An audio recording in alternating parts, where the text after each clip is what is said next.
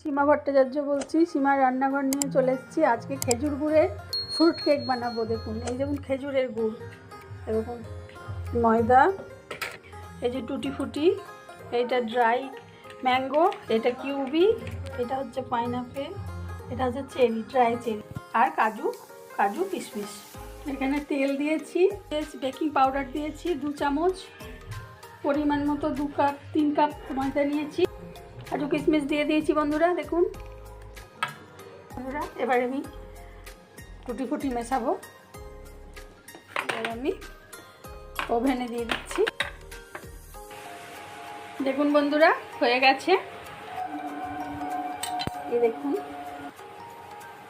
খুবই নরম তুলতুলে, একদম স্পঞ্জি মিলিমিশি কেক, খেজুরের গুড় দেওয়া। আপনারাও বাড়িতে এরকমভাবে বানাবেন, খাবেন। ঠিক আছে, বাই, থ্যাংক ইউ।